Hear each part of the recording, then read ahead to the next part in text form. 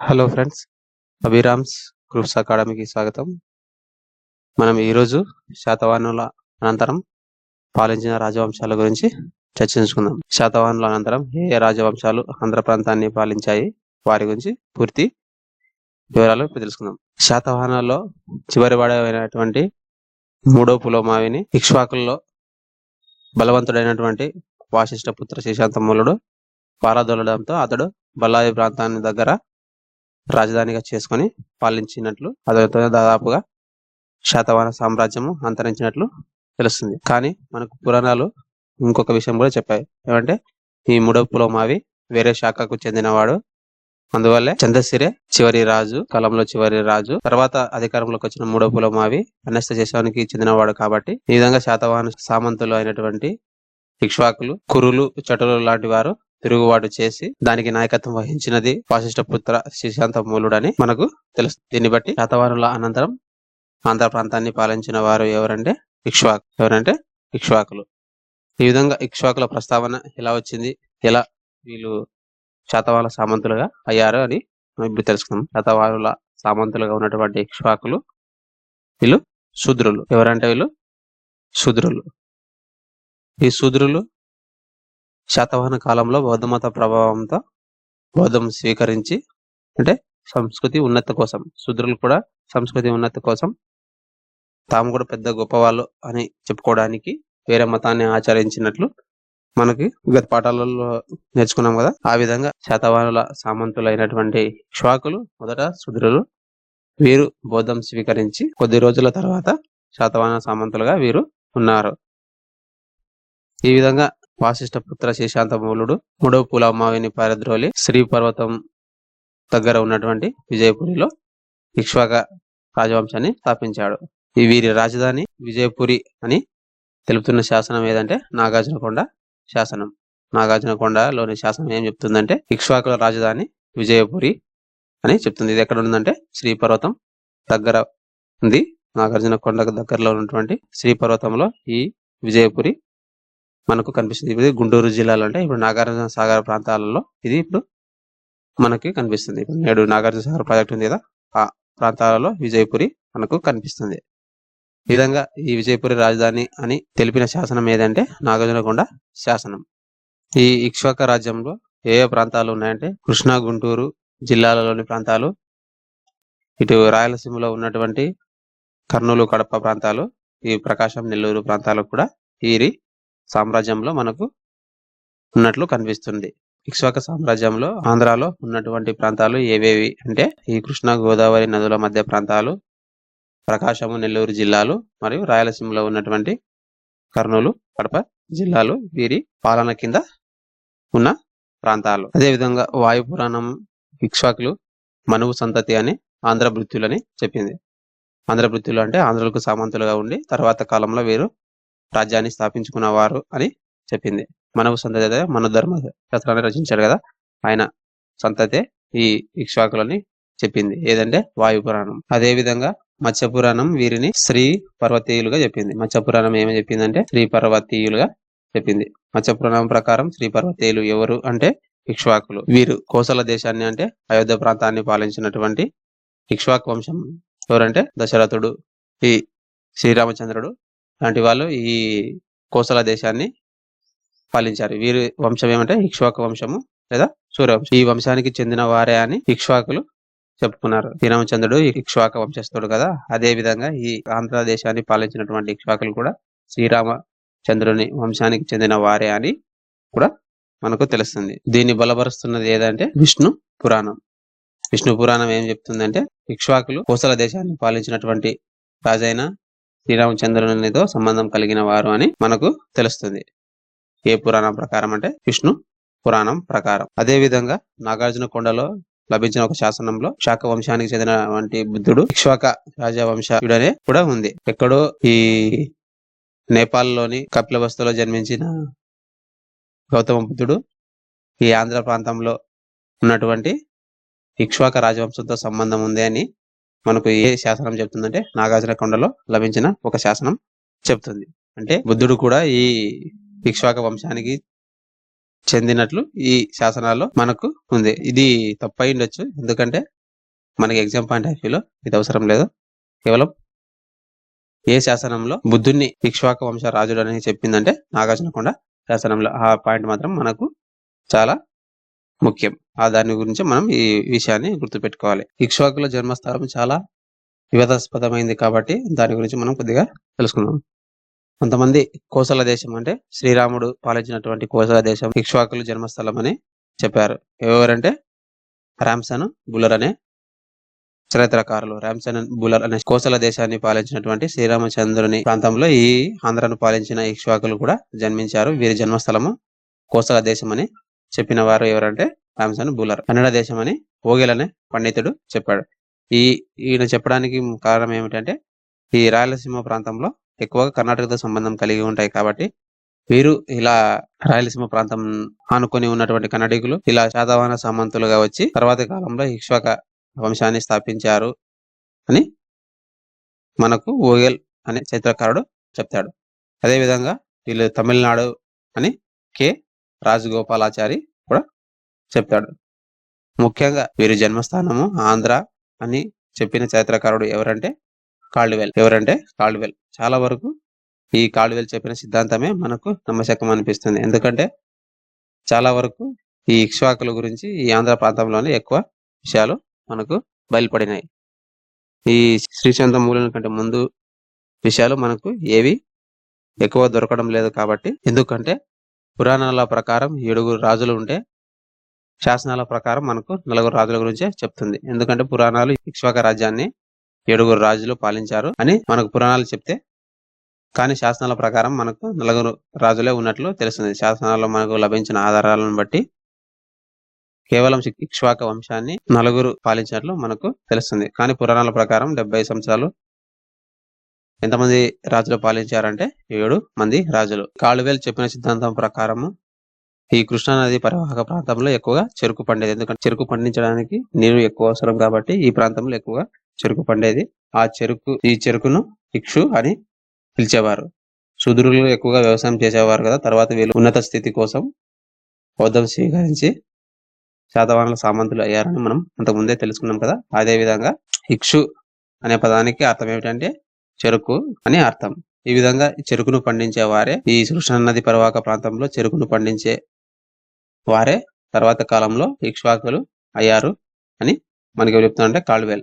ఈ కాల్డ్వెల్ సిద్ధాంతాన్ని కూడా ఎవరు బలపరుస్తున్నారంటే బిఎస్ఎల్ హనుమంతరావు. ఆంధ్రలో చరిత్ర ఒక క్రమ పద్ధతి తీసుకొచ్చిన వాడు ఎవరంటే బిఎస్ఎల్ హనుమంతరావు. అతడే ఈ కాల్డ్వెల్ చెప్పిన సిద్ధాంతాన్ని బలపరిచినాడు. అదే విధంగా వీరపురుషోత్తముడు వేసినటువంటి అల్లూరి శాసనం 2వ రాజు అయినటువంటి ఈ వాసిష్ఠపుత్ర శ్రీశాంతమూలుని కొడుకు అయినటువంటి వీరపురుషోత్తముడు అల్లూరి శాసనం వేయించాడు. ఈ అల్లూరి శాసనంలో ఈ ఇక్ష్వాకులు శాతవాహనుల సామంతులు అని తెలిపాడు.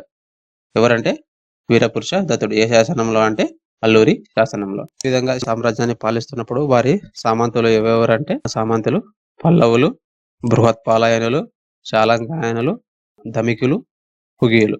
సామంతులు ఎవరెవరంటే పల్లవులు, బృహత్పాలయనులు, శాలంకాయనులు, ధమికులు, కుగియులు. నాగార్జునకొండ శాసనంలో కొన్ని విషయాలను శ్రీశాంత మూలుడు వేయించాడు. దాని ప్రకారం ఏమంటే వీరి రాజధాని విజయపురి అని, నాగార్జునకొండ దగ్గరలో శ్రీపర్వతం దగ్గర ఉన్నటువంటి విజయపురి అని, వీరి లిపి బ్రహ్మలిపి అని, వీరి రాజభాష ప్రాకృతం అని, వీరి రాజలాంఛనం సింహం అని, వీరి కాలంలో శైవము బౌద్ధం మతాలు అభివృద్ధి చెందాయి అని తెలుస్తుంది. శైవము వైష్ణవము బౌద్ధ మతం, శైవము వైష్ణవం బౌద్ధ మతం ఉన్నట్లు కూడా మనకు తెలుస్తుంది. వీరు ఉపయోగించిన శిల్పకళ ఏమంటే ఆకుపచ్చని రాతిపై శిల్పాలు, మదాంత శిల్పాలు. ఈ మదాంత శిల్పమే జగ్గయ్యపేటలో కనిపిస్తుంది. ఈ వంశంలో గొప్పవాడు ఎవరంటే యహుబల శాంతమూల లేదా 2వ శాంతమూలుడు. ఈ వంశంలో చివరి వాడు ఎవరంటే రుద్ర పురుష దత్తుడు. ఈ వంశంలో చివరి వాడు ఎవరంటే రుద్ర పురుష దత్తుడు. ఈ నాగార్జునకొండలో ఎక్కువగా తవ్వకాలు జరిపిన ఆంధ్ర శాస్త్రవేత్త ఎవరు అంటే ఆర్ సుబ్రహ్మణ్యం. ఈ ఇక్ష్వాకుల గురించి మనకు ఎక్కువ విషయాలు చెప్తున్న వారు ఎవరంటే అక్కడ తవ్వకాలు జరిపి ఆర్ సుబ్రహ్మణ్యం. ఈ విధంగా ఆంధ్ర ప్రాంతానికి చెందిన వారు అని మనకు ఎవరు చెప్పారంటే కాల్డ్వెల్ అని చెప్పాడు. కాల్డ్వెల్ ఏ సిద్ధాంతాలను తీసుకొని చెప్పాడంటే ఈ కృష్ణానది పరివాహక ప్రాంతంలో చెరుకు అధికంగా పండించేవారు. దీన్ని ఇక్షు అని పిలిచేవారు. దాని ఆధారంగా ఈ చెరుకును పండించే వారే ఇక్ష్వాకులు అయ్యారు. తర్వాతి కాలంలో శాతవాహన సామంతులుగా ఏర్పడి శాతవాహనుల ప్రాబల్యం తగ్గిన తర్వాత ఇక్ష్వాక సామ్రాజ్యాన్ని స్థాపించినట్లు మనకు తెలుస్తుంది. అంతేకాక ఈ కొంతమంది పేర్లు రవి శాంతిశ్రీ, బాపిశ్రీ, కందక అనే పదాలను బట్టి చూస్తే మనకు వీరు ఆంధ్ర ప్రాంతానికే చెందిన వారని కూడా మనకు తెలుస్తుంది. ఏ పదాలను బట్టి అంటే అటవీ శాంతశ్రీ, కందక చెలుకెరమ్మనక మరియు బాపి అనే పదాలు మనకు కనిపిస్తాయి కదా. ఈ పదాలు తెలుగు పదాలకి కాబట్టి వీరు ఆంధ్ర ప్రాంతానికే చెందినవారు అని మనకు తెలుస్తుంది. అదేవిధంగా వీరు కాలంలో మేనత్త కూతుర్లను పెళ్లి చేసుకునే అనార్య విధానం కూడా ఉండేది. మేనత్త కూతుర్లు పెళ్లి చేసుకునే అనార్య విధానం ఉండేది. అంటే ఈ ద్రవిడ దేశంలో ఎక్కువగా మేనత్త కూతుర్లను పెళ్లి చేసుకునే సంప్రదాయం ప్రారంభించినది ఎవరు అంటే ఇక్ష్వాకులే. ఈ అంశాలను బట్టి కూడా మనం ఈ ఇక్ష్వాకులు ఆంధ్ర ప్రాంతానికి చెందిన వారని కూడా చెప్పవచ్చు. ఈ ఇక్ష్వాకుల అనంతరం ఆంధ్రదేశాన్ని పాలించిన ఇతర రాజవంశాలు బృహత్పాలయనులు, శాలంకాయనులు, విష్ణు కుండినీలు, 5వ రాజవంశము పొద్దిమూలరాజు, తర్వాత రణ దుర్జయులు, తర్వాత సింహపురీషులు. అంటే సింహపురీషులు అంటే ఈ నెల్లూరు ప్రాంతానికి సంబంధించిన వారు కాదు. అంటే వీరు కళింగ అంటే విస్తరాంధ్రకి సంబంధించిన వారు. తర్వాత మఠారీలు, తర్వాత వశిష్ఠులు, తర్వాత ఈ రెనాటి చోళులు, వీళ్ళు ఈ రాయలసీమ ప్రాంతాల్లో, తర్వాత పల్లవులు. ఈ ఇక్ష్వాకుల అనంతరం ఇన్ని వంశాలు ఆంధ్రదేశాన్ని పాలించాయి. దాంట్లో కొన్ని ఇంపార్టెంట్ ఉన్నాయి. వాటి గురించి కూడా మనం తర్వాత క్లాసుల్లో తెలుసుకుందాం. ఈ ఇక్ష్వాక రాజవంశ స్థాపకుడు ఎవరంటే వాసిష్ఠపుత్ర శ్రీశాంతమూలుడు. ఎందుకు ఈ వాసిష్ఠపుత్ర శ్రీశాంతమూల అని పెట్టుకున్నాడంటే మనకు శాతవాహన సామ్రాజ్యంలో తల్లుల పేర్లు పెట్టుకునే ఆచారం ఉండేది. అదేవిధంగా శాతవాహన సామంతులైనటువంటి ఇక్ష్వాకులు కూడా ఈ విధానాన్ని పాటించి తల్లి పేర్లు ముందు పెట్టుకునే ఆచారం ఉండేది. ఈ విధంగా వాసిష్ఠ పుత్ర అని శ్రీశాంతమూలునికి తన పేరు ముందు ఉంచుకున్నాడు. ఇక్ష్వాక రాజ్య స్థాపకుడైనటువంటి శ్రీశాంతమూలుడు గుంటూరులో దాచేపల్లి, రెంటాల, కేశనపల్లి అనే శాసనాలు వేయించాడు. ఏ శాసనాలు వేయించాడంటే దాచేపల్లి, రెంటాల, కేశనపల్లి. ఈ శాసనాల ప్రకారం క్రీస్తు శకం 200 నుంచి 200 మధ్య ప్రాంతంలో ఈయన పాలించినట్లు తెలుస్తుంది. ఏ శాసనాల ప్రకారం అంటే రెంటాల, దాచేపల్లి, కేశనపల్లి శాసనాల ప్రకారం 200 సంవత్సరాల నుంచి 218 క్రీస్తు శకంలో ఇతను పాలించినట్లు మనకు తెలుస్తుంది. ఇతను గొప్ప యుద్ధవీరుడు. ఎందుకంటే శాతవాహనుల అనంతరం చిన్న భిన్నమైనటువంటి ఆంధ్ర ప్రాంతాన్ని ఒక తాటి తీసుకువచ్చి పాలించాడు. ఇతను మంచి యుద్ధవీరుడు కాక మంచి రాజనీతిజ్ఞుడు. ఎందుకంటే ఇతను వివాహాల ద్వారా తన సామ్రాజ్యాన్ని విస్తరించుకున్నాడు. వివాహ సంబంధాల ద్వారా తన సామ్రాజ్యాన్ని విస్తరించుకున్నాడు. శాతవాహనుల అనంతరం ఇక్ష్వాకులు ఇక రాజులయ్యారని మనం తెలుసుకున్నాం కదా. ఈ విధంగా శాతవాహనుల సామ్రాజ్యాన్ని ఒకవైపు కళింగులు, ఒకవైపు వాకాటకులు, మరోవైపు శకులు, తర్వాత పల్లవులు. ఈ శకులు ఇంకా నశించలేదు. చాలా కాలం అట్లే వస్తున్నారు కదా. ఈ విదేశీయులను శకులు అలాగే వస్తున్నారు. ఈ విధంగా చుట్టూ చాలా రాజ్యాలు ఏర్పడి ఉన్న సమయంలో ఈ ఇక్ష్వాకు చక్రవర్తి అయినటువంటి శ్రీశాంతమూలుడు రాజ్యాధికారం చేపట్టాడు. ఈ సమయంలో యుద్ధాలతో కొన్ని గెలిచినాడు, కానీ అన్ని ప్రాంతాలను యుద్ధాలతో గెలవలేడు. కాబట్టి ఇప్పుడు ఒక రాజనీతిని ప్రవేశపెట్టుకున్నాడు. ఏదంటే అది వివాహ సంబంధాల ద్వారా ఈ సామ్రాజ్యాన్ని బలోపేతం చేసుకోవడం. పూర్వకాలంలో ఎక్కువగా వివాహ సంబంధాల ద్వారా తమ రాజనీతిని పాటించేవారు. ఎవరైనా వీరి మీద దాడి చేయడానికి వస్తే ఈ అబిరులు కానీ ఎవరైనా, ముఖ్యంగా వీరి పైన అబిరుల దాడి ఉండేది. ఆ అబిరులు వీరిపైన దాడి చేయకుండా శకలు మొదలైనటువంటి రాజవంశాలతో ఈయనను వివాహ సంబంధాలు ఏర్పాటు చేసుకొని మంచి రాజనీతిజ్ఞుడిగా మనకు తెలిసింది. ఎందుకంటే శాతవాహనుల అనంతరం చిన్న చిన్న సామ్రాజ్యాలుగా ఉన్న ఈ సామ్రాజ్యాన్ని పాలించాలంటే ఈ విధంగా రాజనీతిని తప్పక పాటించాల్సి వస్తుంది. ఎందుకంటే ఇతను అన్ని సార్లు యుద్ధాలు చేసి గెలవలేడు. కాబట్టి ఈ రాజనీతి అగ్నిని పాటించి వివాహాల ద్వారా తన సామ్రాజ్యాన్ని విస్తరించుకుంటూ పోయినాడు. దీనివల్ల తన సోదరి అటవీ శాంతశ్రీ ఏమైనా ఇచ్చిందంటే నాగార్జునకొండ శాసనంలో శ్రీశాంతమూలుని గురించి అప్రతిహత శాసనుడు అని చెప్పింది.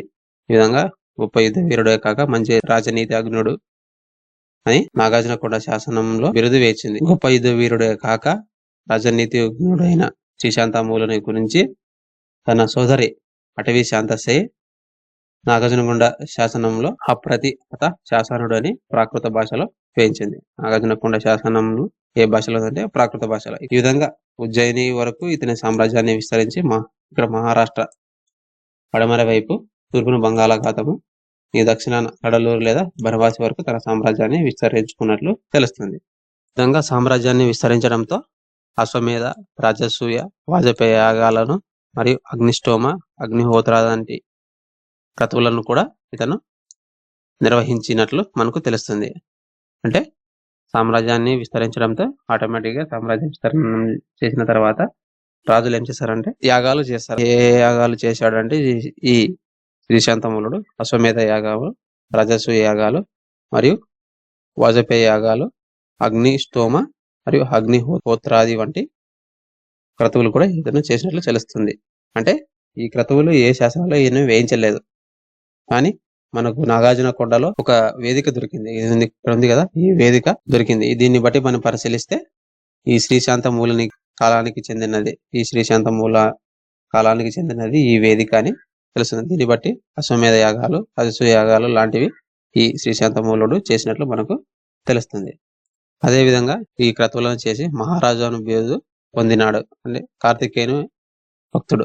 ఇతడు ఎవరి భక్తుడు అంటే కార్తికేయ అనే దేవుడు ఉన్నాడు కదా, ఆయన భక్తుడు. ఈ శ్రీశాంతమూలుడు నాగార్జున కొండలో ఒక శాసనం వేయించాడు కదా, ఆ శాసనంలో తన కుటుంబం గురించి వివరించాడు. ఈ నాగార్జున కొండ శాసనంలో ఏమేమి ఉంది అంటే, మామూలుగా ఈయన వివాహ సంబంధాల ద్వారా సామ్రాజ్యాన్ని విస్తరించుకున్నాడు కదా, ఆ విషయాలను ఈ శాసనంలో ప్రస్తావించబడ్డాయి.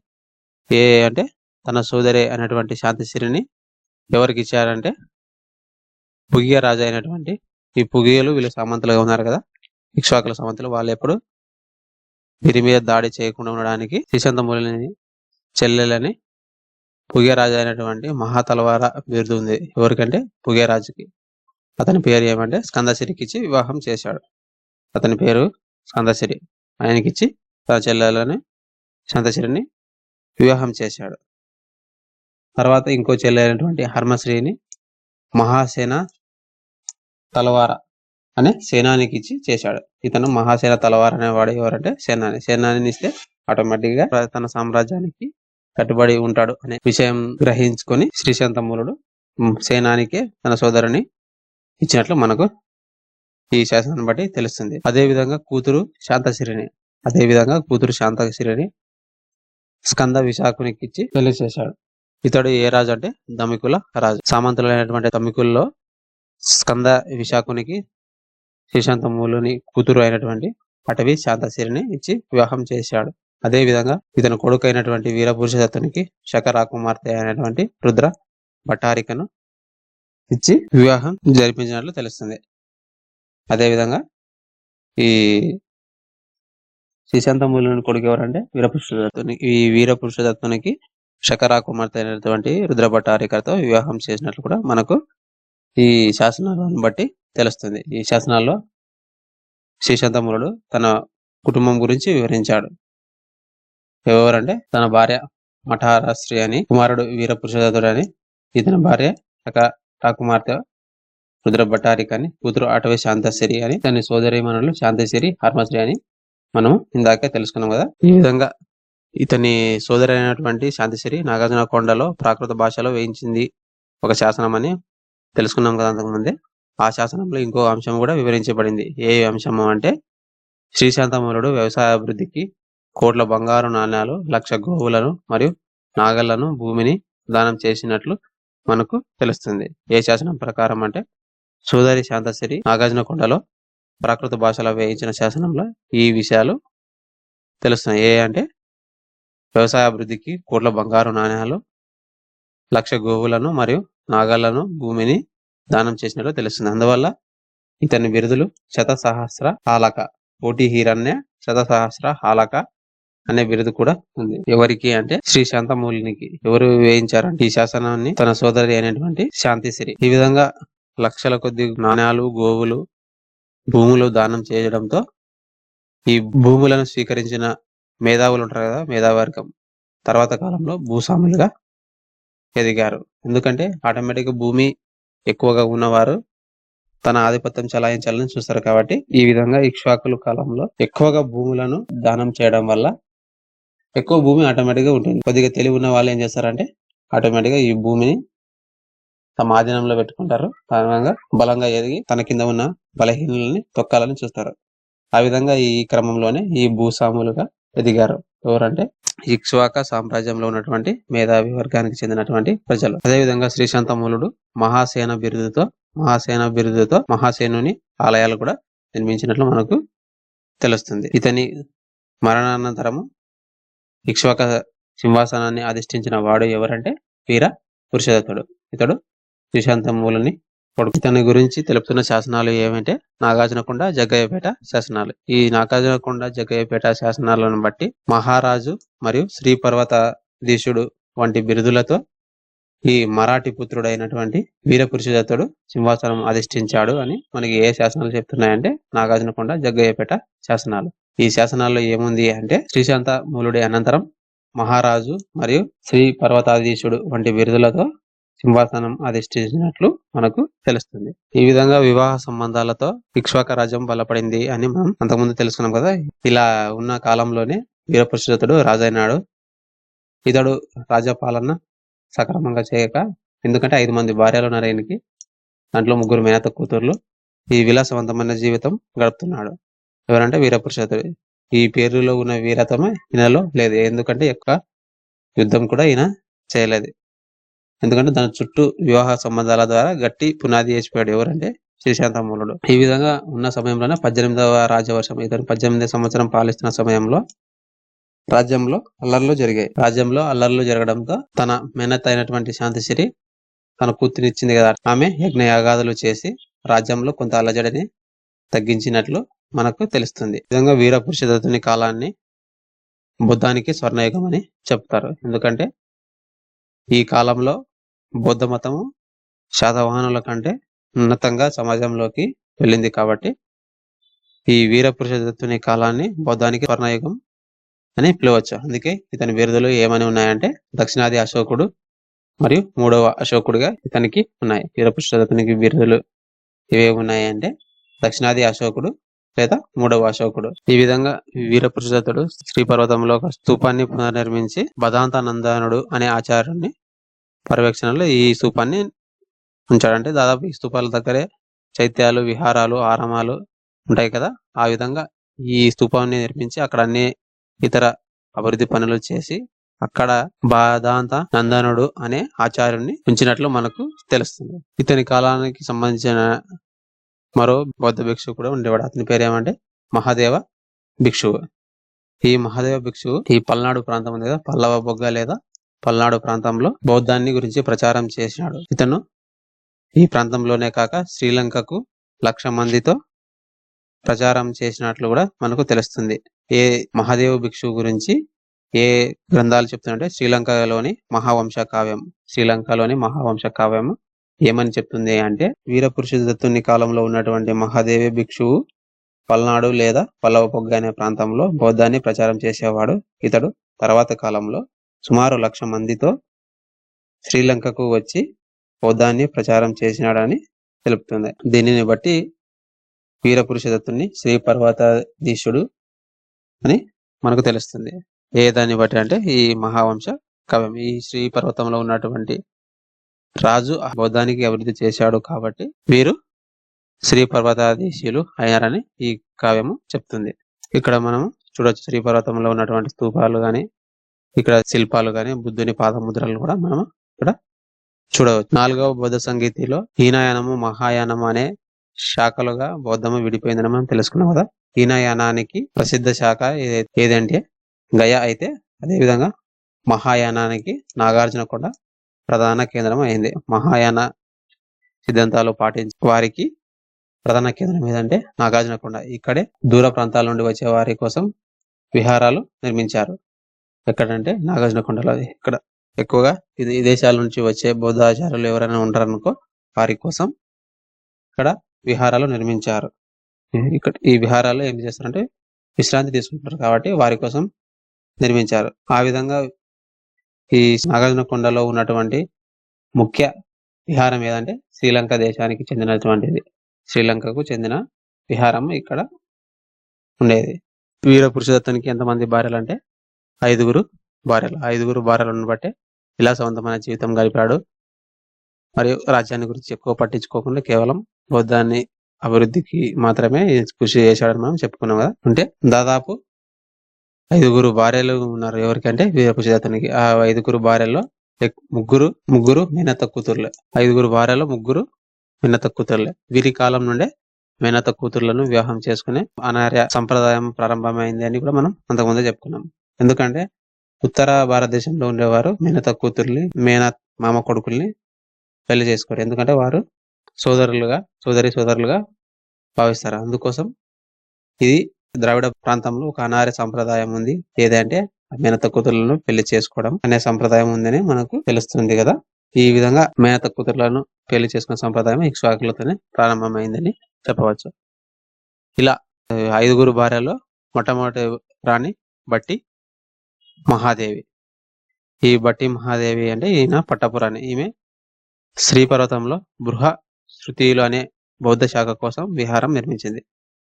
బృహశృతీయుల కోసం విహారం నిర్మించిన వారు ఎవరంటే వీరపురుషదత్తుని పట్టపురాణి అనేటువంటి బట్టి మహాదేవి. అదే విధంగా 2వ భార్య రుద్ర భట్టారిక. ఈమె శక వంశానికి చెందినటువంటి రాకుమార్తె. శక క్షత్రాప రాకుమార్తె ఎవరంటే రుద్ర భట్టారిక. తర్వాత బాపిశ్రీ షష్ఠిశ్రీ. ఈ విధంగా 5 భార్యల్లో మొట్టమొదటి రాణి ఎవరంటే బట్టి మహాదేవి. ఈమె వాకాటక రాకుమార్తె. ఈమె బృహశృతీయుల కోసం శ్రీపర్వతంలో ఒక విహారం నిర్మించిందని కూడా మనం తెలుసుకున్నాం. తర్వాత రాణి రుద్ర భట్టారిక. ఈమె క్షత్రప రాకుమార్తె. తర్వాత బాపిశ్రీ షష్ఠిశ్రీ. ఈ వీరపురుషదత్తుని కూతురు కొండ బలిసిరి. వీరపురుషదత్తుని కూతురు ఎవరంటే కొండ బలిసిరి. ఈమె భర్త ఎవరంటే శివస్కంద నాగ శాతకర్ణి. ఈ బనవాసి కర్ణాటకలో మైసూరు ప్రాంతంలో ఉన్న బనవాసి ప్రాంతం ఉంది కదా, ఆ ప్రాంతాన్ని పాలించేటువంటి రాజు ఎవరంటే శివస్కంద నాగశాతకర్ణి. ఈ శివస్కంద నాగశాతకర్ణికి కూతురు అయినటువంటి కొండాబలిసిరిని ఇచ్చి వివాహం చేపించారు. ఎవరంటే వీరపురుషదత్తుడు. ఈ కొండాబలిసిరి కూడా బౌద్ధం పాటించి శ్రీపర్వతంలో మహిషకుల కోసం, ఈ మహిషకులు అనే ప్రత్యేక శాఖ కూడా ఆంధ్రాలో ఉండేది. వీరికి ప్రత్యేకంగా త్రిపీఠకాలు కూడా ఉన్నాయని మొగలిపుత్ర తిస్స చెప్పాడని మనం గతంలో చదువుకున్నాం కదా. ఈ విధంగా మహిషకుల కోసం కూడా ఒక శాఖ ఉండేదని శ్రీపర్వతంలో తెలుస్తుంది. ఈ వీరి కోసం ఒక బౌద్ధ విహారం ఎవరు నిర్మించారంటే వీరపురుషదత్తుని కూతురు అయినటువంటి కొండ బలిసిరి. వీరి కాలంలో ఎక్కువగా బౌద్ధం విరసిల్లిందని మనం చెప్పుకున్నాము. ఆ విధంగా ఎక్కువగా బౌద్ధానికి సేవ చేసిన వారు వీరు మేనత్తలు అయినటువంటి శాంతిశ్రీ ఎక్కువగా బౌద్ధానికి సేవ చేసింది. ఎందుకంటే తన అల్లునికి కూతురునిచ్చింది. ఈయన సరిగా రాజ్యపాలన చేయకుండా కేవలం విలాస జీవితం గడుపుతాడు కాబట్టి ఆ రాజ్యంలో అల్లజడలు లేకుండా రాజ్యాన్ని కాపాడింది. అందుకే ఈమెకు మహాతలవారి లేదా మహాదానపత్ని అనే బిరుదు ఎలా వచ్చిందంటే ఈమె నాగార్జున కొండలో మహాచైత్యము విహారం నిర్మించి దానికి అక్కడ ఉన్న పాత విహారాలకు కూడా మరమ్మతులు చేయించి అనేక దానాలు చేయడం వల్ల ఈమెకు మహాదానపత్ని అనే బిరుదు కూడా వచ్చినట్లు తెలుస్తుంది. అమరావతి భాండారికుడు అంటే ఏదైనా ధనాన్ని గాని వస్తువులను కానీ ఏదైనా శాసనాలు కానీ భద్రపరిచేవాడు ఎవరంటే బోధిశర్మ లేదా రేమంతుడు. ఇతని పేరు బోధిశర్మ లేదా రేమంతుడు. అమరావతి భాండారికుడు ఎవరంటే బోధిశర్మ లేదా రేమంతుడు. ఇతని మేనకోడలు ఎవరు అంటే ఉపాసిక బోధశ్రీ. ఇతనికి మేనకోడలు ఉపాసిక బోధశ్రీ బౌద్ధం అభివృద్ధికి పాటుపడింది. ఈమె ఇలా కృషి చేయడమే కాకుండా ఈ కాశ్మీర్ ప్రాంతానికి, టిబెట్ ప్రాంతానికి మరియు శ్రీలంక ప్రాంతానికి సన్యాసులను పంపించి కూడా బౌద్ధ మతం అభివృద్ధికి కృషి చేసింది. ఈమె శ్రీపర్వతంలోని చిలదమ్మగిరిలో చైత్య విహారాలు నిర్మించింది. ఇక్కడ సింహల విహారం ఉండేది అని శ్రీపర్వతంలో మనం తెలుసుకున్నాం కదా. ఈ శ్రీపర్వతం దగ్గర బోధి వృక్ష వేదికను కూడా నిర్మించింది. ఇక్కడ థేరవాదం అంటే 2వ బౌద్ధ సంగీతిలో మనకి తెలుసు కదా, మహాసాంఘికులు థేరవాదులు అనే శాఖలు ఏర్పడినాయని. ఆ థేరవాదానికి సంబంధించిన సిద్ధాంతాలు కూడా ఇక్కడ బోధించేవారు. ఎక్కడంటే సింహల విహారంలో. అదేవిధంగా మహాదమ్మగిరిలో చైత్య గృహాన్ని మరియు దేవగిరిపై ఒక ప్రార్థన మందిరాన్ని కూడా నిర్మించింది. ఎవరంటే బోధిశర్మ కోడలైనటువంటి ఉపాసిక బోధశ్రీ. ఇవే గాక పూర్వశైలమైనటువంటి అమరావతి దగ్గర తటాక మండపాన్ని నిర్మించింది. అదేవిధంగా కంటక శైలం పై ఈ గంటకశాల దగ్గర ఉంది కదా, అక్కడ మహాచైత్యాన్ని నిర్మించింది. పిపలికడపై 7 గదుల విహారాన్ని కూడా నిర్మించింది.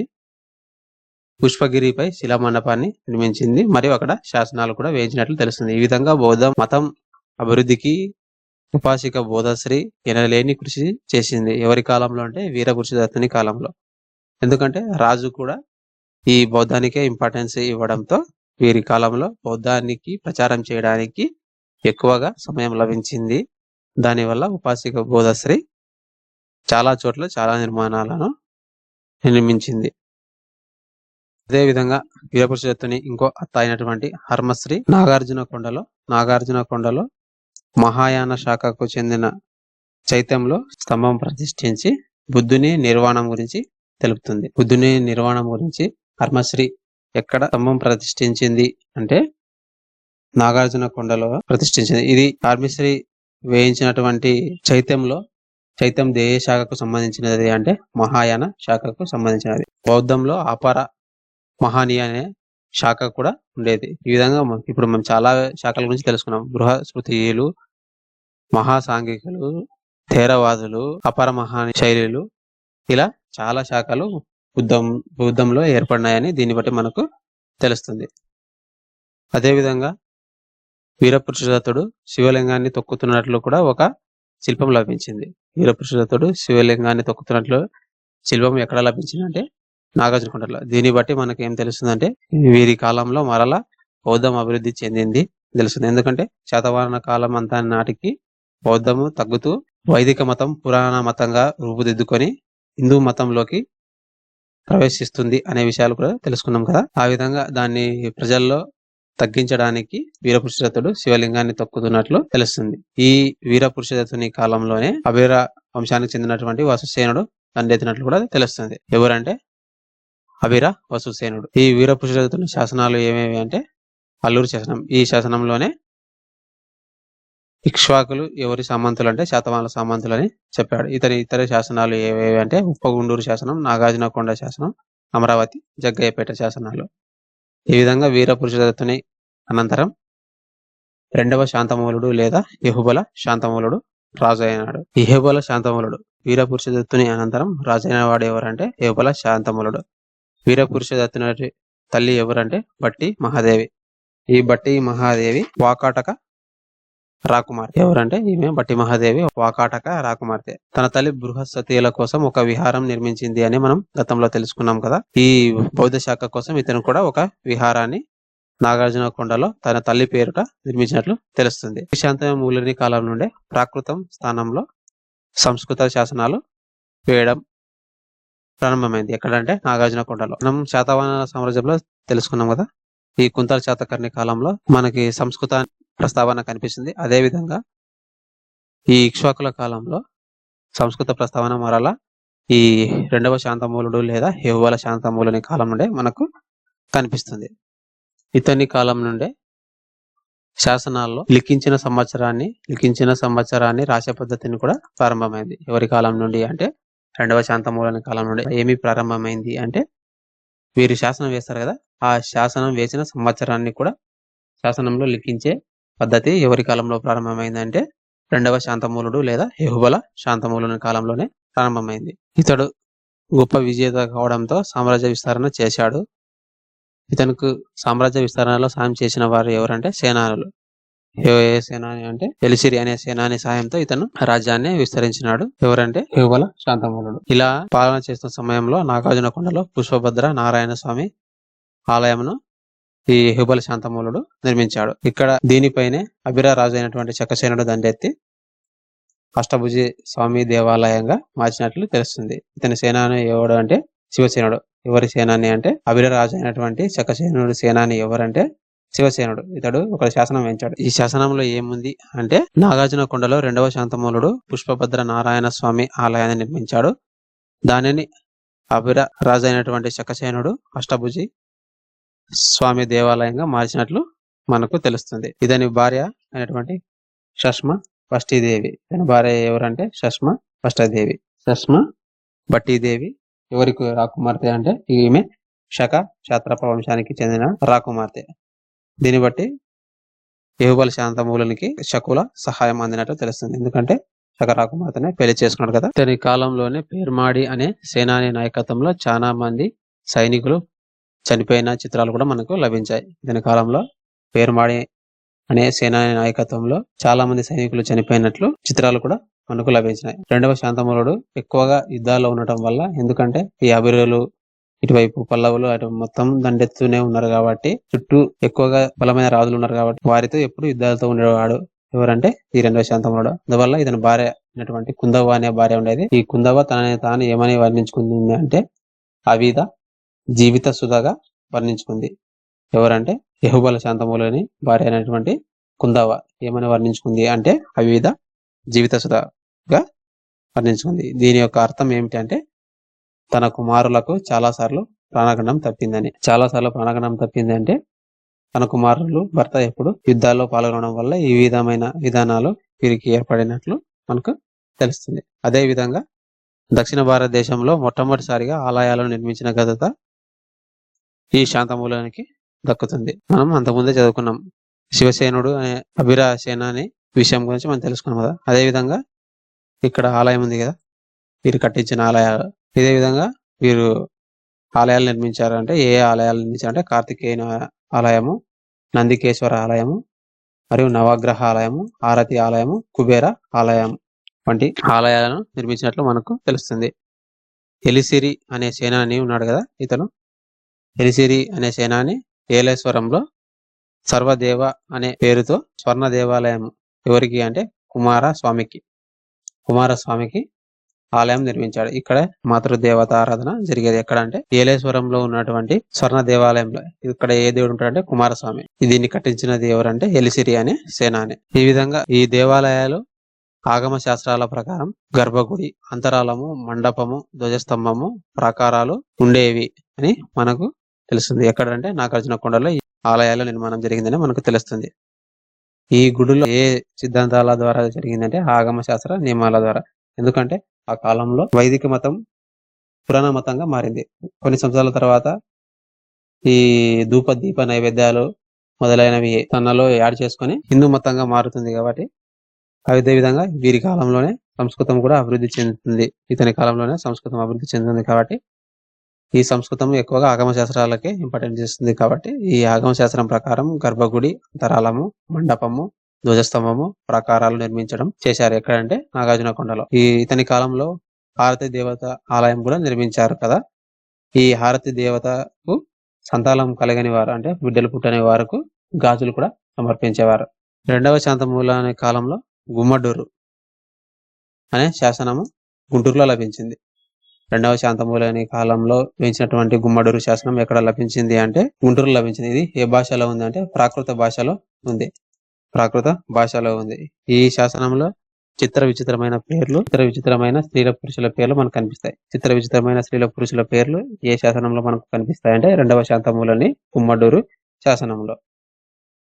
ఇతని అనంతరం రుద్రపురుషదత్తుడు రాజైనాడు. ఇతని అనంతరం రాజైన వాడు ఎవరంటే రుద్రపురుషదత్తుడు. ఇది రెండవ శాంతమూలుని కొడుకు. ఇతని శాసనాలు ఎక్కడెక్కడ లభించాయంటే నాగార్జునకొండ, గురిజాలలో లభించాయి. ఇతని కాలంలోనే మరణించిన వ్యక్తుల సమాధులపై వారి గుణగణాలను లెక్కించి ఛాయాస్తంభాలను నిర్మించే వీరుగల్ సంప్రదాయము ఏర్పడింది. వీరుగల్ సంప్రదాయం ఇతని తండ్రి కాలంలోనే మనం తెలుసుకున్నాం. ఎందుకంటే అక్కడ పేరుమాడి నేతృత్వంలో చాలా మంది సైనికులు చనిపోయారు. వారి యొక్క చిత్రాలు కూడా లభించాయి. కాబట్టి ఇటువంటి వీరుగల సంప్రదాయము రెండవ శాంతమూలని కాలం నుండే ఉండేది. అది కూడా రుద్రపురుషదత్తుని కాలంలో ఖచ్చితంగా వీళ్ళు ఫాలో అయినారు. ఎవరంటే రుద్రపురుషదత్తుడు. ఇతని కాలంలోనే నాగార్జున కొండలో యాంపీ థియేటర్ అంటే క్రీడా మైదానమును దేశంలోనే మొట్టమొదటిసారిగా నిర్మించారు. ఎవరంటే రుద్రపురుషదత్తుడే ఈ ఇక్ష్వాక సామ్రాజ్యంలో ఎక్కువ సంవత్సరాలు పాలించాడు. యాంపీ థియేటర్ నిర్మించిన వాడు ఎవరంటే యాంపీ థియేటర్ అంటే క్రీడా మైదానం. దీన్ని నిర్మించిన వాడు అంటే రుద్రపురుషదత్తుడు. ప్రాచీన పల్లవ చక్రవర్తి అయినటువంటి సింహవర్మ ఈ విజయపురిపై దాడి చేసి మంచుకల్లు శాసనం వేయించాడు కదా. ఎక్కడంటే చింతల దగ్గరలో ఉన్నటువంటి ప్రాంతంలో ఈ శాసనం వేయించాడు. ఎవరంటే ప్రాచీన పల్లవ చక్రవర్తి అయినటువంటి సింహవర్మ.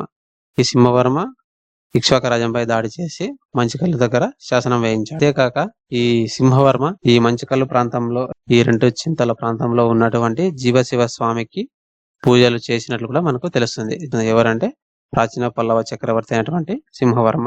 ఈ సింహవర్మ తర్వాత పల్లవ రాజు అయినటువంటి శివస్కందవర్మ రుద్రపురుషదత్తుని ఓడించి కృష్ణానది పరిసర ప్రాంతాలను ఆక్రమించి తన ప్రతినిధిగా పల్లవ వ్యాపృతుడిని నియమించినట్లు మనకు గుంటూరు జిల్లాలోని మైదవోలు శాసనం తెలుపుతుంది. మైదవోలు శాసనంలో ఏముంది అంటే పల్లవ చక్రవర్తి అయినటువంటి శివస్కందవర్మ రుద్రపురుషదత్తుని ఓడించి కృష్ణానది పరిసర ప్రాంతాలను ఆక్రమించుకొని తన ప్రతినిధిగా పల్లవ వ్యాపృతుడిని నియమించినట్లు తెలుస్తుంది. తర్వాత వీరి పాలనా కాలం ఎలా ఉంది అనే విషయాలను తెలుసుకుందాం. వీరి పాలనా కాలం దాదాపు శాతవాహనులే పోలి ఉంది. ఎందుకంటే శాతవాహన సామంతులు కాబట్టి శాతవాహన సామంతులుగా వీరు సామ్రాజ్యాన్ని స్థాపించారు కాబట్టి దాదాపు శాతవాహన కాలాన్ని పోలి ఉంటుంది. వీరు మహానాయక మహాదండనాయక అనే బిరుదు గల సామంతుల సహాయంతో మరియు అమాత్య సేనాని కోశాధికారి వంటి ఉద్యోగుల సహాయంతో పాలన సాగించారు. ఎవరంటే మహానాయక మహాదండనాయక అనే సామంతులు, అమాత్యులు, సేనాధిపతి, కోశాధికారి వంటి ఉద్యోగుల సహాయంతో పాలన సాగించారు. రాజ్యంను ఏమిగా విభజించారంటే రాష్ట్రాలుగా విభజించారు. దాదాపు శాతవాహనాలు ఏ విధంగా విభజించారో వీరు కూడా అదే విధంగా విభజించారు. ఈ ఆహారాలను ఎవరు పాలించేవారంటే సామంతులు పాలించేవారు. శాతవాహనులలాగే ఇక్కడ కూడా సామంతులే పాలించేవారు. రాజ్యానికి ప్రధాన ఆదాయం ఏదంటే భూమి శిస్తు. రాజ్యానికి ప్రధాన ఆదాయం ఏది ఉండేదంటే భూమి శిస్తు. వీటితో పాటు వృత్తి పన్ను. శాతవాహనుల కాలంలో కూడా వృత్తి పన్ను ఉండేది. ఇక్కడ సపరేట్ గా వివాహ పన్ను అనేది కనిపిస్తుంది. నేరం రుజువుకు అంటే ఎవరైనా నేరం చేసినారంటే వాళ్ళు అంగీకారం తెలపడానికి వారికి అగ్ని, జల మరియు విష పరీక్షలు కూడా ఉండేవి. అంటే నేరం చేయకపోతే మేము నేరం చేయలేదు అంటే అగ్నిలో చేయబెట్టడం కానీ, జలంలో దూకడం కానీ, విషం తాగడం కానీ ఇలాంటి పరీక్షలు ఉండేవి. అంటే ఈ నేరాన్ని ఈ పరీక్షలతో రుజువు చేసేవాళ్ళు. ఈ విధంగా ఈ అగ్నిలో మండించినప్పుడు కానీ, జలంలో దూకినప్పుడు కానీ, విషంలో తాగినప్పుడు కానీ వీరికి ఏమి కాకపోతే వీరు నేరం చేయలేదు అనే విషయాన్ని వీరు తెలిపేవారు. అదే విధంగా యుద్ధ సమయంలో రాజు శిబిరానికి అవసరమైన సదుపాయాలు ఎవరు కల్పించేవారంటే గ్రామ ప్రజలే కల్పించేవారు. గ్రామ ప్రజలే యుద్ధ సమయంలో రాజు సైన్యానికి వస్తువులు కల్పించేవారు. నగర పాలనకు నిగమ సభలు శాతవాహనుల కాలంలో ఉన్నాయి అని చెప్పుకున్నాం కదా.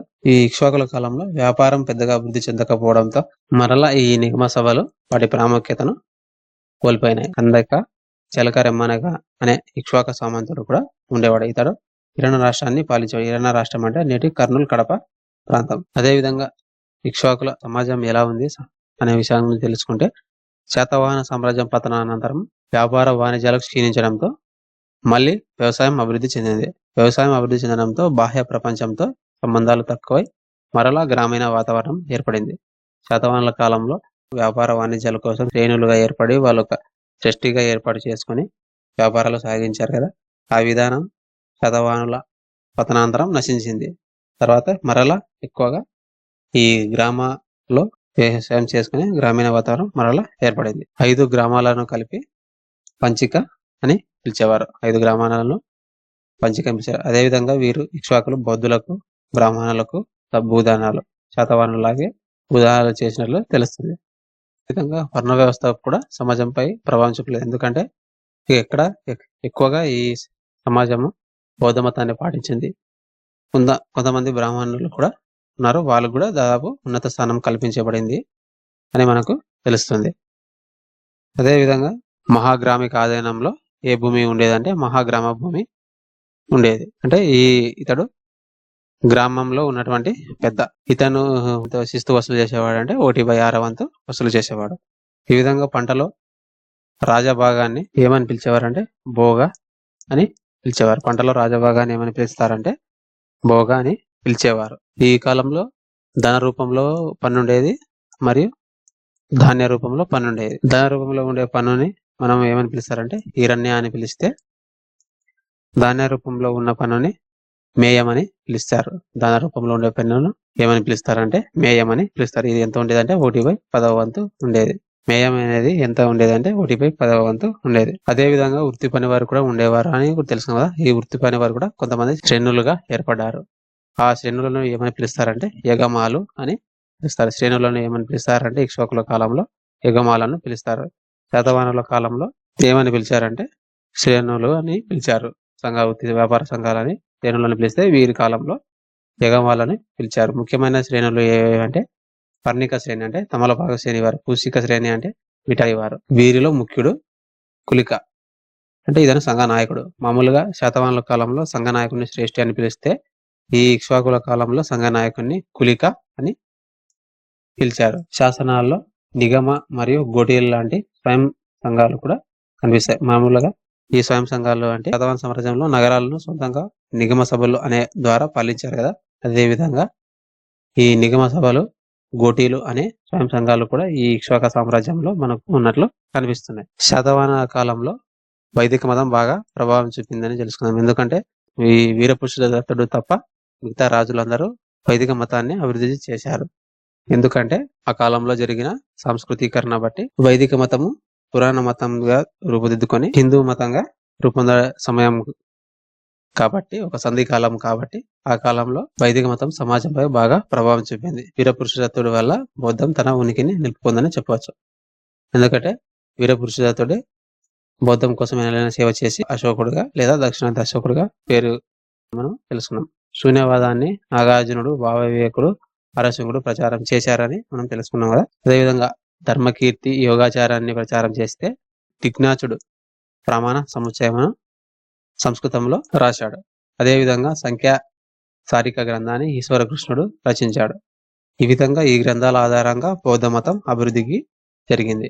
ఇక్ష్వాకుల కాలంలో ధర్మకీర్తి యోగాచారాన్ని, దిగ్నాజుడు ప్రమాణ సముచ్చయాన్ని ఏ భాషలో రాశాడంటే సంస్కృత భాషలో ఈశ్వరకృష్ణుడు సంఖ్యా సారిక గ్రంథాన్ని రాసి బౌద్ధ మతానికి కృషి చేసినట్లు తెలుస్తుంది. వీరపురుషదత్తుడు తప్ప మిగతా రాజులందరూ వైదిక మత అభిమానులు, వాళ్ళు వైదిక క్రతువులు కూడా చేశారని మనం తెలుసుకున్నాం కదా. ముఖ్యంగా ఈ శ్రీపర్వతము సింహాల దేశస్తులు అంటే శ్రీలంక దేశస్తులు ఉత్తర భారతదేశంకి పోయే మధ్య మార్గంలో ఉండడంతో ఇక్కడ చైత్యాలు, విహారాలు ఎక్కువగా ఉన్నట్లు తెలుస్తుంది. అందుకే ఇక్కడ చాలా విహారాలు, చాలా శాఖల విహారాలు కూడా, చైత్యాలు కూడా ఉన్నట్లు మనకు చదువుకున్నాం కదా. అదేవిధంగా నాగార్జున కొండలోని విశ్వవిద్యాలయం వీరి కాలంలోనే ప్రసిద్ధి చెందింది. ఆచార్య నాగార్జునుడు విశ్వవిద్యాలయం కట్టించాడు అని మనం తెలుసుకున్నాం కదా. అదేవిధంగా ఈ నాగార్జున విశ్వవిద్యాలయంలో విదేశీయులు, ఈ ముఖ్యంగా ఈ ఆగ్నేయాసికి చెందిన వారు, టిబెట్కి చెందిన వారు కూడా ఈ విశ్వవిద్యాలయంలో చదువుకునేవారని తెలిసింది. అదేవిధంగా ఈ యహుబల శాంతమూలని కాలంలో దక్షిణ భారతదేశంలోనే మొట్టమొదటిసారిగా హిందూ ఆలయాలు విజయపూరి దగ్గరలో నిర్మించారు. దక్షిణ భారతదేశంలో మొట్టమొదటిగా ఆలయాలు నిర్మించిన వారు ఎవరంటే ఇక్ష్వాకులు. మనం వైదిక మతంలో శైవము, వైష్ణవము అనేవి ఉన్నాయని తెలుసుకున్నాం కదా. ఈ శైవము, వైష్ణవం కంటే సమాజం పైన ఎక్కువగా ప్రభావం చూపింది ఏంటంటే శైవ మతం. ఎందుకంటే సుబ్రహ్మణ్య స్వామి ఆలయాలు మనకు ఎక్కువగా ఉన్న సుబ్రహ్మణ్య స్వామి శివునికి కొడుకుగా మనం చెప్పవచ్చు. అదేవిధంగా వివేకుడు అనే బౌద్ధ తత్వవేత్త మరియు బౌద్ధ మతంలో మంత్రతంత్రాలకు ఆద్యుడైనటువంటి సిద్ధ నాగార్జునుడు వజ్రయానం ప్రచారం చేసినట్లు రామరెడ్డిపల్లె శాసనం తెలుపుతుంది. ఎవరి కాలంలో అంటే ఇక్ష్వాకుల కాలంలోనే. మనం గతంలో తెలుసుకున్నాము. గౌతమ బుద్ధుడు ఆంధ్రదేశానికి వచ్చి ధారణలు అంటే మంత్రాలను వల్లించాడు కాబట్టి ఆ విధ మంత్రతంత్రాలు ఆధారంగానే ఈ ధాన్య కటకంకి అవతల ఉన్నటువంటి వజ్ర పర్వతాల్లో ఈ వజ్రపాణి ఆచరణ జరుగుతుంది అని గతంలో తెలుసుకున్నాం కదా. ఈ వజ్రయానమును పరిచయం చేసిన వాడు ఆంధ్రాలో ఎవరంటే సిద్ధ నాగార్జునుడు. దీన్ని తెలుపుతున్న శాసనం ఏమంటే రామరెడ్డిపల్లె శాసనం. ఈ విధంగా ధాన్య కటకం దగ్గరలో ఉన్నటువంటి కొండ గుహల్లో వజ్రపాణి అర్చన జరిగేదని ఎవరు తెలిపారంటే హుయాన్ సంగ్ తెలిపాడు. జగ్గైపేటలో ఉన్నటువంటి మదాంత శిల్పం కూడా అమరావతి శిల్పకళకి సంబంధించినది. ఎవరి కాలానికి సంబంధించినది? ఇక్ష్వాకుల కాలానికి సంబంధించినది. శాసనాల్లో సంవత్సరాలు, నిర్మాణాలపై శిల్పుల పేర్లు చెక్కే సంప్రదాయం కూడా ఈ ఇక్ష్వాకుల కాలంలోనే ప్రారంభమైంది. తర్వాత ఇక్ష్వాకుల కాలంలో సాంస్కృతిక నైపుణ్యం ఏ విధంగా జరిగింది, విద్యలు ఏ విధంగా ఉన్నాయి అనే విషయం తెలుసుకుందాం. దాదాపు వైదిక మతం అభివృద్ధి చెందడంతో సంస్కృత భాష, వైదిక విద్యను నేర్పే ఘటికలు అంటే విద్యా కేంద్రాలు అభివృద్ధి చెందాయి. ఈ ఘటికల్లో ఏం చేస్తారంటే వైదిక జ్ఞానానికి అంటే వేదాలు, వేదాంగాలు, ఉపనిషత్తులు లాంటి విషయాలను బోధిస్తారు. అటువంటివి ఈ ఇక్ష్వాకుల కాలం నుండి అభివృద్ధి చెందడం ప్రారంభమైంది. సంస్కృతం శాసన భాషగా ప్రారంభమైంది. ఎందుకంటే 2వ శాంతమూలుడు కాలంలో ఈ సంస్కృత భాషలో శాసనాలు చెక్కడం మనకు ప్రారంభమైందని గతంలో తెలుసుకున్నాం కదా. ఇక్ష్వాకుల పేర్లలో యహుబల, బాపి, అటవి, రెమ్మనక అనే పదాలు తెలుగు పదాలని కూడా మనం తెలుసుకున్నాం. ఈ విధంగా శతవాహనుల అనంతరం పాలకులైనటువంటి ఇక్ష్వాకుల కాలంలో నిర్మాణాలు ఎలా ఉన్నాయంటే దాదాపు శతవాహనులోనే పోలి ఉంటాయి. ఎందుకంటే వీరు కూడా కొద్దిగా బౌద్ధానికి ఇంపార్టెన్స్ ఇచ్చారు కాబట్టి ఈ బౌద్ధ స్థూపాలు కూడా ఉంటాయి. అంతేకాక వీరి కాలంలో వైదిక మతం కొత్త అంశాలతో నవ్య హిందూ మతంగా మారుతుంది కదా. ఆ హిందూ మత ప్రభావంతో కూడా కొన్ని హిందూ మత నిర్మాణాలు కూడా ఇక్కడ మనకు కనిపిస్తాయి. ఎవరి కాలంలో అంటే ఇక్ష్వాకుల కాలంలో. శ్రీపర్వతము, జగ్గయ్యపేట, రామరెడ్డిపల్లె మరియు ప్రకాశం జిల్లాలో ఉన్నటువంటి చిన్న గంజంలో ఎక్కువగా బుద్ధ స్తూపాలు, విహారాలే మనకు కనిపిస్తాయి. ఎక్కడెక్కడ అంటే శ్రీపర్వతం, జగ్గయ్యపేట, రామరెడ్డిపల్లె, చిన్నగంజం. యెహోవాల శాంతమూలని కాలం నుండి ఆలయాల నిర్మాణం ఆగమ శాస్త్ర పద్ధతిలో జరిగింది. ఆగమ శాస్త్ర పద్ధతి అంటే మనం అంతకుముందే తెలుసుకున్నాం. ఈ వైదిక మత ప్రభావంతో సంస్కృతం ఎక్కువ ప్రభావం చూపుతుంది సమాజం పైన. ఆ విధంగా సంస్కృతంలో వేదాలు, వేదాంగాలు ప్రకారం ఈ ఆగమ శాస్త్రాలు ప్రకారం గర్భగుడి, అంతరాళము, ధ్వజస్తంభం లాంటి నిర్మాణాలను చేసుకున్నట్లు ఈ నిర్మాణాలు ఉంటే దాన్ని ఆగమ శాస్త్ర నిర్మాణాలు అని మనం చెప్తాం. ఇక్ష్వాకులు అమరావతి శిల్పకళలో బుద్ధుని జీవిత ఘట్టాలను ఏ రాయితో చెక్కారంటే పాలరాయితో చెక్కారు. బుద్ధుని జీవిత ఘట్టాలను ఇక్ష్వాకులు ఏ రాయితో చెక్కారంటే పాలరాయితో చెక్కారు. నాగార్జునకొండ, బట్టిప్రోలు, జగ్గయ్యపేటలో వీరి నిర్మాణాలు కనిపిస్తాయి. అదేవిధంగా సంగమ యుగం కాలం నాటి వెరుగల్ సంప్రదాయం కూడా ఉన్నట్లు మనకు తెలుస్తుంది. అదేవిధంగా రోమన్ల సహాయంతో నాగార్జునకొండపై ప్రేక్షాగారం లేదా ధ్వని విజ్ఞాన కేంద్రం అనే బహిరంగ ప్రదర్శనశాలను కూడా వీరు నిర్మించినట్లు తెలుస్తుంది. ఈ విధంగా ఇక్ష్వాకుల నిర్మాణాలు దాదాపు శాతవాహనుల పోలి ఉంటాయి. కానీ అక్కడక్కడ హిందూ ఆలయ నిర్మాణాలు మనకు కనిపిస్తూ ఉన్నాయి. ఎవరి కాలంలో అంటే ఇక్ష్వాకుల కాలంలో.